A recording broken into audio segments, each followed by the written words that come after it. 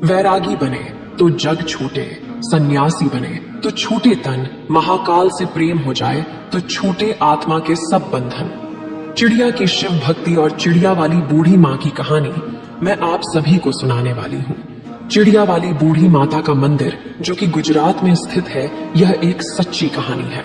अगर आप यह कहानी सुन रहे हैं तो पूरा सुनिए। इस कथा को आधा अधूरा छोड़कर जाने की गलती मत करिएगा, क्योंकि इस पवित्र कथा को आधा अधूरा छोड़ने से आपको पाप भी लग सकता है। इसलिए इस कथा को पूरा सुने। आप शिव भक्त हैं तो भोलेनाथ का अनादर ना करें।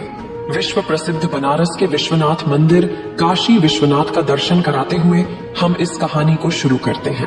प्रीति करो महादेव से, मत मांगो फलदान, तज कर फल की कामना, करिए भक्ति निष्काम। एक गौरैया पक्षी का जोड़ा एक बड़े से मंदिर में उसके पास स्थित पेड़ पे रहा करती थी, और उस शिव मंदिर में जब भी पूजा पाठ सुबह शाम जब भी आरती होती, तब वो दोनों पक्षी, वो दोनों चिड़िया उस मंदिर में आते और भगवान शिव का आराधना करने लगती और घंटों घंटों बैठे महादेव की भक्ति में लीन रहते। इतनी भक्ति करते, निराधार भक्ति करते कि उन्हें अपने तन मन का, अगल बगल के होशों हवास का कोई पता नहीं रहता। उन दोनों पक्षियों का रोज का यही नियम था। सुबह शाम जब भी मंदिर में घंटी बजती, आरती होती, तब ये पक्षी उस मंदिर में पहुंच जाते और भगवान शिव का आराधना करने लगती। उसके बाद अपने बच्चों के लिए और अपने लिए चारा पाने का व्यवस्था करती। उन दोनों पंछियों का, दोनों चिड़ियों का यही रोज का नियम था। और उसी मंदिर के बगल में थोड़े ही दूर पर एक बूढ़ी माँ का घर था। उस बूढ़ी माँ की कोई संतान नहीं थी। उनके आगे पीछे देख रेख करने वाला उनका कोई नहीं था। वह अकेले अपना जीवन व्यतीत कर रही थी और उस बूढ़ी माँ को पक्षियों के प्रति बड़ा लगाव था और चिड़ियों को, पंछियों को बहुत प्रेम किया करती थी। उनके लिए रोज नित्य प्रति अपने घर की छत पर पानी, दाने, यह सब चीजें डाला करती थी। उस बूढ़ी माँ का यही काम रोज का था और वो दोनों चिड़िया उस बूढ़ी माँ के छत पर आते और आसानी से दाना चुगते, खाते पीते और उसमें से कुछ अपने बच्चों के लिए अपने साथ ले जाते। इसी तरह उनका जीवन व्यतीत हो रहा था। उस बूढ़ी माँ के कारण उन चिड़ियों का पेट भर रहा था और साथ ही वह आराम से निश्चिंत भगवान शिव का आराधना कर पा रहे थे। अब इसी तरह दिन गुजर रहे थे। एक दिन की बात है, वो बूढ़ी माँ बीमार हो जाती है। वो अपने बिस्तर पर पड़ जाती है। उनका बहू बेटा तो कोई था नहीं कि उनका उपचार करता, उन्हें दवाई वगैरह हलाता। अब बूढ़ी माँ बिना दवा के, इसी तरह बिना सेवा के बिस्तर पर पड़ी रहती। अब वो अपने छत पर दाना पानी नहीं डाल पा रही थी। अब जब वह गौरैया पक्षी उस बूढ़ी माँ के छत पर दाना चुगने के लिए आते तो वहां दाना पानी नहीं देखते हैं, तो वो सोचते हैं कि बूढ़ी माँ कहाँ चली गई, दाना पानी क्यों नहीं डाल रही है। इसी तरह 2 दिन बीतते हैं, 3 दिन बीतते हैं। धीरे धीरे वो बूढ़ी माँ कमजोर होने लगती है। बिना दवाई दर्पण के एक दिन उनकी मौत जाती है।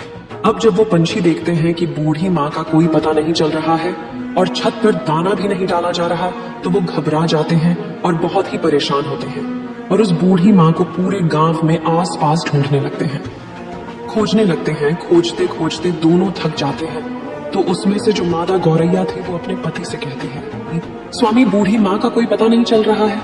बूढ़ी माँ कहाँ चली गई? वो हमें दाना पानी दिया करती थी और अन्य पक्षियों का देख रेख किया करती थी।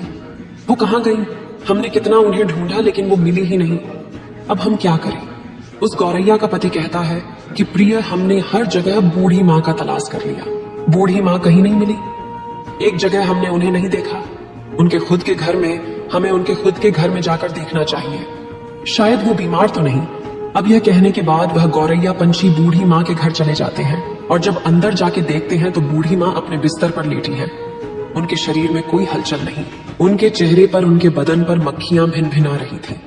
वो पंछी अपने पंखों के खड़खड़ाहट से उन मक्खियों को हटाते हैं। बूढ़ी माँ को जगाने की कोशिश करते हैं लेकिन उनके शरीर में कोई हलचल नहीं। अब गौरैया का पति कहता है कि प्रिय, बूढ़ी माँ अब इस दुनिया में नहीं रही, उनकी मृत्यु हो चुकी है। ये देखने के बाद दोनों पंछी बहुत ही निराश, बहुत ही उदास होते हैं। उन्हें बड़ा ही दुख होता है। अब उन्हें दाना चुगने के लिए दूर दूर जाना पड़ता है। अब इसी तरह शाम हो जाती है। शाम को जब मंदिर का घंटा बजता है, भगवान शिव की आरती होने लगती है। तब वो दोनों पंछी उस मंदिर में पहुंचते हैं और एक पैर पर खड़े होकर भगवान शिव का निराधार भक्ति करने लगते हैं, उनका जप करने लगते हैं। 1 घंटा बीतता है, 2 घंटा बीतता है। इसी तरह बहुत लंबा समय बीत जाता है। इसी तरह बिना खाए पिए लगातार महादेव का भक्ति करते रहते हैं। ऐसा करते करते 1 महीने बीत जाते हैं। उन पक्षियों ने महादेव का भक्ति करना छोड़ा नहीं। महादेव का भक्ति करते रहे। ये चीज देख के महादेव भोलेनाथ बड़े ही प्रसन्न होते हैं और उन पक्षियों को दर्शन देते हैं और कहते हैं, हे गौरैया, तुम्हें क्या चाहिए? तुम जो मानूंगी मैं वो दूंगा। मैं तुम्हारी इस अखंड भक्ति से बड़ा ही प्रसन्न हूँ। छोटी सी जान होते हुए तुमने अपनी क्षमता से बाहर भक्ति किया है, इसलिए मैं बहुत ज्यादा प्रसन्न हूँ। तुम जो मांगो मैं तुम्हें दूंगा। तब गौरैया ने कहा, हे प्रभु, हमें कुछ नहीं चाहिए, हमें बस एक चीज चाहिए। आप हमारी उस बूढ़ी माँ को, उस पुण्यात्मा को फिर से हमें लौटा दीजिए, उन्हें जीवित कर दीजिए, बस हमें यही चाहिए। भोलेनाथ ने कहा, हे पक्षियों, यह सृष्टि का नियम है। अगर जो मर जाता है वो कैसे जीवित हो सकता है? मैं सृष्टि के चक्र में कैसे बाधा बन सकता हूँ? तुम और कुछ मामलों तक उस चिड़िया ने कहा, नहीं भोलेनाथ, हमें कुछ नहीं चाहिए, हमें बस हमारी बूढ़ी माँ चाहिए और कुछ नहीं, आप हमें वापस कर दीजिए। तब भोलेनाथ ने कहा, पंछियों, अब वह बूढ़ी माँ का शरीर गल चुका है, उसमें से कीड़े निकलने लगे हैं, उनका शरीर क्षत विक्षत हो गया है, मैं उन्हें कैसे जीवित कर सकता हूँ? उनका शरीर ही ठीक से नहीं रहा तो उसमें प्राण कैसे फूंकूं? तब वो दोनों पंछी, दोनों पति पत्नी हट करने लगते हैं और कहते हैं, प्रभु, आपने हमें वचन दिया था कि तुम जो मानोगे मैं दूंगा, तो प्रभु आप अपने वचन से पीछे हट रहे हैं। भोलेनाथ, आप अपने वचन से फिर नहीं सकते हैं। तब महादेव ने कहा, हे पंछियों, तुम्हारे हट और अपने वचन के आगे मैं विवश हूं। अब इस प्रकार भोलेनाथ ने और उस बूढ़ी माँ के क्षत विक्षत शरीर को सही किया, फिर उसमें प्राण फूंक दिए। वह बूढ़ी माँ फिर से जीवित हो गई। अब अपने सामने भगवान भोलेनाथ को देखकर वह बूढ़ी माँ भाव विभोर हो जाती है, बड़ा ही प्रसन्न होती है। कहती है, हे प्रभु, मेरे जन्मों जन्म के दुख, जन्मों जन्मों के पाप आपके दर्शन मात्र से कट गए। आपने मुझे दर्शन दिया। हे प्रभु, मैंने ऐसा क्या पुण्य किया था कि आपने मुझे जीवित कर दिया? तब भगवान शिव ने कहा, हे बूढ़ी माँ, तुम्हें मैंने तुम्हारे कारण नहीं जीवित किया है, मैंने तो तुम्हें उन दोनों पक्षियों के लिए जीवित किया है। उन दोनों पक्षियों ने मेरा निराधार भक्ति किया, दिन रात बिना अन्न पानी ग्रहण किए मेरी पूजा की, एक पैर पर खड़ा होकर मेरा आराधना किया। इसी कारण मैंने उन्हें आशीर्वाद दिया। उन्हीं की वजह से तुम आज जीवित हो, इस धरती पर हो। वो पंछी कोई और नहीं, जो तुम्हारे छत पर जो गौरैया पक्षी का जोड़ा रोज दाने चुगने आता है, उसी ने ये भक्ति की है, उसी के कारण तुम आज जीवित हो। अब उस बूढ़ी माँ ने दंडवत प्रणाम किया और फिर भोलेनाथ वहां से अंतर ध्यान हो गए। फिर वह बूढ़ी माँ फिर से अपने छत पर दाने डालने लगी, पानी रखने लगी और वह पंछी, वह गौरैया पक्षी का जोड़ा उस माँ की छत पर आते और पानी पीते, दाना चुगते। तब उस बूढ़ी माँ ने उन गौरैया पक्षी से कहा, हे पक्षियों, तुमने मुझे जीवन दान दिया है, भगवान भोलेनाथ का आराधना किया, अपने दिए ना मानकर मेरे लिए मंगा। हे पक्षियों, मैं ये चाहती हूँ तुम मेरे घर पर ही वास करो और नित्य प्रति मेरे आंखों के सामने रहो। अब यह सुनने के बाद उस बूढ़ी माँ का प्रस्ताव वो दोनों पक्षी स्वीकार करते हैं और उस बूढ़ी माँ के घर आकर रहने लगते हैं। इसी प्रकार दिन बीतने लगते हैं और उस बूढ़ी माँ का चर्चा गांव गांव में फैलने लगता है, दूर दराज तक फैलने लगता है कि एक बूढ़ी माँ है जो मरकर भी जीवित हो गई और उनमें अजीब सी शक्ति आ गई है। अब इसी तरह उस बूढ़ी माँ के पास धीरे धीरे करके एक एक लोग, जिनको कोई दुख रोग होता, उनके पास आता और अपना कारण बताता। भगवान भोलेनाथ के नाम पर पूजा पाठ कर दिया करती, तब उन लोगों का दुख दूर हो जाया करता। धीरे धीरे लोग ठीक होने लगे। अब उस बूढ़ी माँ का ख्याति दूर दूर तक फैलने लगा और दूर दूर से लोग उस बूढ़ी माँ के पास अपना इलाज कराने, अपनी तकलीफों को दूर करने के लिए आया करते। अब इसी प्रकार बहुत दिन हो जाता है और वह बूढ़ी माँ जीवित उसी स्थान पर, अपने उसी घर पर समाधि ले लेती है। आज उसी समाधि स्थल पर उस बूढ़ी माँ का एक भव्य मंदिर है। वह मंदिर गुजरात में स्थित है। चिड़िया वाली बूढ़ी माँ के नाम से वह मंदिर जाना जाता है।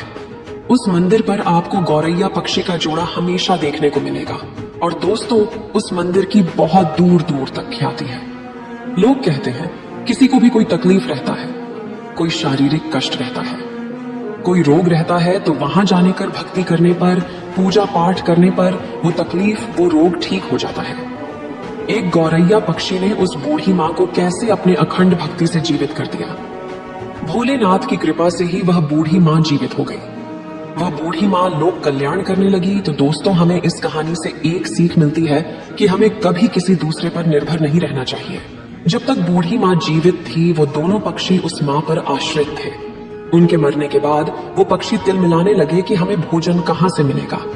अब इसी कारण उन्हें कष्ट होने लगा क्योंकि उन्हें आदत नहीं था दूर दराज से भोजन खोजने का।